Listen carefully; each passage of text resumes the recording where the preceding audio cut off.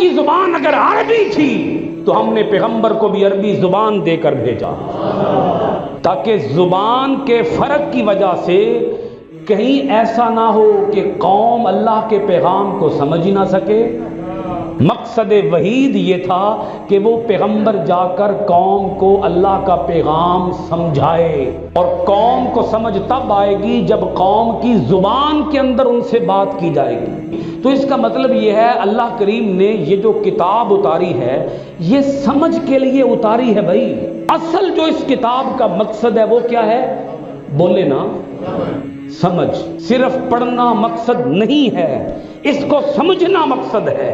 اب یہاں ذہن ایک سوال پوچھتا ہے، جو پہلے انبیاء آئے وہ ایک قوم کے لیے آئے، ان کی نبوت کسی ایک زمانے کے ساتھ خاص ہوتی تھی، کسی ایک علاقے کے ساتھ خاص ہوتی تھی، کسی ایک زمانے کے ساتھ خاص ہوتی تھی، مگر رب نے جب امام الانبیاء کو دنیا کے اندر بھیجا تو اعلان کر دیا، اے زمین پر رہنے والوں سن لو، ایک کے بعد دوسرا رسول آتا رہا، مگر اب جو نبی آ گئے ہیں اس نبی کے بعد اب روئے زمین پر قیامت تک دوسرا کوئی نبی نہیں آئے گا۔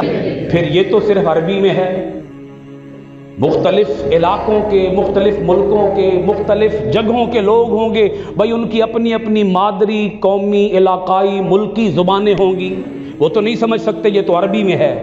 اللہ پاک نے ایک ساتھ آیت اتاری اور رب نے فرمایا قرآن کو اتارا بھی ہم نے ہے، قیامت تک اس قرآن کی حفاظت بھی ہم خود کریں گے۔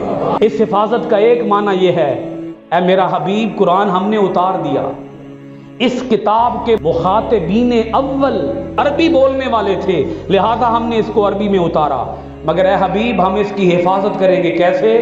ہم ایسے لوگ پیدا کریں گے جو اس کتاب کا ترجمہ، اس کی ٹرانسلیشن دنیا کی ہر زبان کے اندر کریں گے، تاکہ کوئی انسان بھی یہ نہ کہہ سکے کہ مجھے قرآن کی سمجھ نہیں آتی تھی۔ تو رب نے فرمایا یہ میں ذمہ لیتا ہوں میرا حبیب، آپ ان کو عربی میں میرا پیغام سمجھائیں، آپ کے بعد نبی کوئی نہیں آئے گا۔